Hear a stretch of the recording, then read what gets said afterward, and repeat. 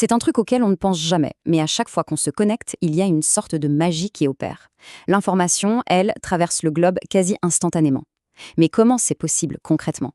C'est exactement ce qu'on va décortiquer ensemble. La question, au fond, elle est toute simple.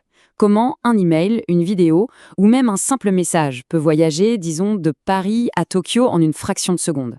Quel chemin ça prend à travers cet immense labyrinthe qu'est Internet? Pour bien comprendre, il faut voir Internet comme un gigantesque défi de livraison à l'échelle mondiale.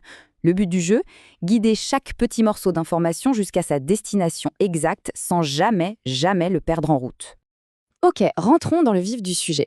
Toute notre activité en ligne, chaque clic, chaque vidéo qu'on regarde, chaque message, est en fait découpée en de minuscules paquets de données. Il faut s'imaginer des millions de toutes petites lettres qui partent en même temps. Chacune a bien sûr besoin d'une adresse, mais aussi d'un itinéraire précis pour arriver à bon port. Eh bien, ce grand système d'aiguillage, ça porte un nom. C'est le routage. Pensez-y comme le système de contrôle du trafic d'Internet. C'est un ensemble de règles qui empêchent le chaos total et qui dit à chaque petit paquet par où passer. Alors, comment on choisit le bon chemin? Historiquement, il y a eu deux grandes approches. Et pour que ce soit limpide, on va utiliser une analogie que tout le monde connaît, la bonne vieille carte routière en papier, face à une application GPS moderne sur notre téléphone. La première solution, la plus ancienne, c'est le routage statique. Là, c'est très simple. Les chemins sont programmés à la main, à l'avance. C'est rigide. Une fois que l'itinéraire est défini, il ne change plus. Exactement comme les routes qui sont dessinées sur une carte en papier.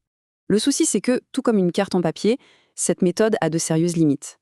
Qu'est-ce qui se passe s'il y a un énorme embouteillage numérique ou si une route du réseau tombe en panne?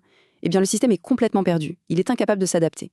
Le moindre changement demanderait une intervention humaine, ce qui est tout simplement ingérable à l'échelle d'Internet. Cette comparaison, elle est super parlante. D'un côté, on a le routage statique, fixe, manuel et fragile. Et de l'autre, le routage dynamique, adaptatif, automatique et incroyablement solide. C'est vraiment le jour et la nuit. Et c'est là qu'arrive la solution moderne et élégante, le routage dynamique. C'est notre fameux GPS intelligent. Au lieu de suivre un chemin défini à l'avance, les appareils du réseau, eux, communiquent entre eux en permanence pour trouver le meilleur itinéraire possible à chaque instant. Mais alors, comment ils font pour être aussi intelligents? Le secret, en fait, il est assez simple, mais il est brillant. C'est une conversation permanente entre tous les carrefours du grand réseau Internet. Le processus est super logique, il se fait en 3 temps. D'abord, le partage. Les routeurs s'échangent des infos du genre « Attention, il y a du monde par ici » ou « Là, c'est super fluide ». Ensuite, le calcul. Avec toutes ces infos, chaque routeur calcule de son côté le chemin le plus rapide à l'instant T. Et enfin, la mise à jour. Ils actualisent leur carte interne avec les meilleurs itinéraires. Et ce cycle, il se répète des millions de fois par seconde, partout dans le monde. Au final, ça résume parfaitement l'idée. L'objectif, c'est toujours, de trouver le chemin le plus simple, celui avec le moins d'obstacles, pour que les données aillent le plus vite possible. Et ce graphique, il le montre très bien. La capacité d'adaptation du routage statique est vraiment faible. C'est un système fragile. Le routage dynamique, lui, il est conçu pour s'adapter. Sa capacité à gérer les imprévus est juste immensément plus élevée. Bon, c'est une technologie qui est fascinante, c'est sûr, mais concrètement, qu'est-ce que ça change pour nous au quotidien? C'est là que tout prend son sens. Pour bien comprendre l'impact, il faut penser à l'échelle. On ne parle pas de millions, mais de billions, des milliers de milliards de paquets de données qui sont guidés par ce système chaque jour.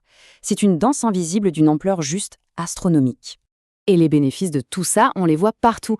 Une vidéo en streaming qui est fluide, un site web qui se charge en un claquement de doigts, un appel vidéo qui ne coupe pas. Tout ça, c'est possible parce que le routage dynamique trouve en 1 seconde un itinéraire de secours s'il y a un problème. C'est le garant invisible de toute notre expérience numérique. En résumé, on peut dire que c'est le cerveau adaptatif d'Internet, l'intelligence discrète qui travaille en coulisses pour que tout nous paraisse simple et surtout instantané.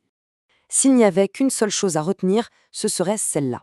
Le routage dynamique, c'est ce qui a permis à Internet de passer d'un plan rigide et fragile à un véritable organisme vivant, un réseau capable de se guérir lui-même et de s'optimiser en permanence. Et ça nous laisse avec une grande question pour l'avenir. Notre monde numérique explose. Avec l'Internet des objets, la 5G, le réseau devient de plus en plus complexe. Alors quelle sera la prochaine innovation majeure pour maintenir cette fluidité quasi magique? La conversation, elle, ne fait que commencer.